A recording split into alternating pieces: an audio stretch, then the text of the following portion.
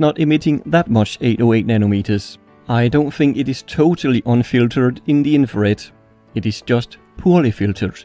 The 50 mW is emitting more infrared, but useless for the next test, where I will freeze the laser.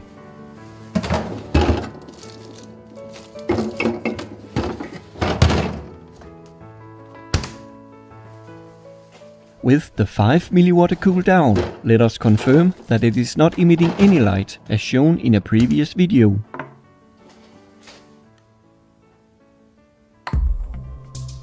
Well, it is not emitting green, as it is supposed to do. With my eyes, I don't see this odd violet light, because it is invisible infrared light. Like the light from your remote control, which the camera clearly can see too. I can only see this light if I use an infrared detector card.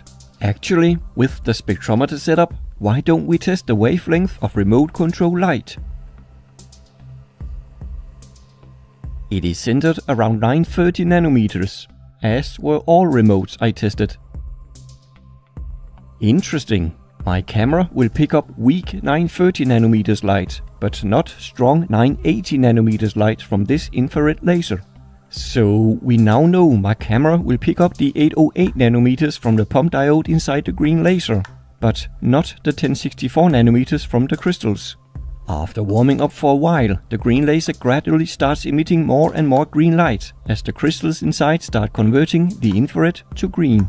The crystals are only efficient at the right temperature and when hit by the right infrared wavelength.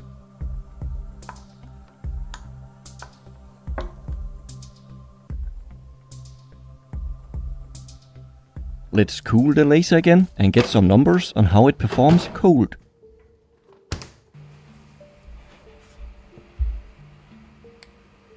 There we have it, 3 mW of only infrared output, no green and no 1064 nanometers infrared, and not even 808 nanometers infrared like the warm laser. When cold, it is emitting a shorter 800 nanometers infrared. I explain why the wavelength of diode lasers is temperature dependent in another video. 3 mW. Not really a lot, is it?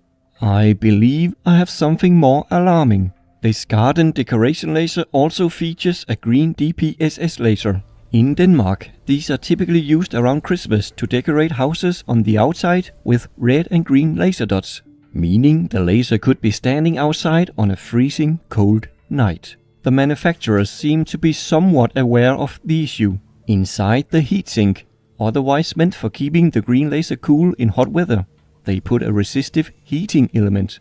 With this, the green laser can be warmed up to perform well even at a frost-clear night. But did they remember to add an inexpensive infrared filter to keep the green laser from emitting infrared laser light as it heats up? Here's a quick test on the spectrometer. The red laser is taped over and the warm green laser shows very little infrared leakage. This looks like the spectrum from a well-filtered DPSS laser.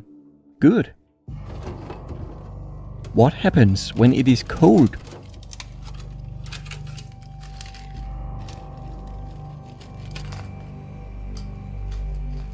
Alright, the cold laser is now turned on. What will we see? Oh no, do you see that? Let me remove the grid lines to make it more visible. And turn off the studio light. This is basically a strong infrared laser when turned on in the cold. 800 nanometers like the cold pen, just much stronger. I have measured it to be around 40 milliwatts of infrared in a Patreon video. After a few minutes, the heating element and the room temperature has heated the laser enough for it to start lasering in the green. However, the 808 nanometers leakage is still there. Why was it not showing in the test of the warm laser? Then the obvious hit me. Diffraction. There's a double-axis diffraction grating in front of the laser to split the single beam into hundreds. The longer the wavelength, the more the beam is spread. But There are several orders, and since the 1064 and 532 nanometers are harmonic,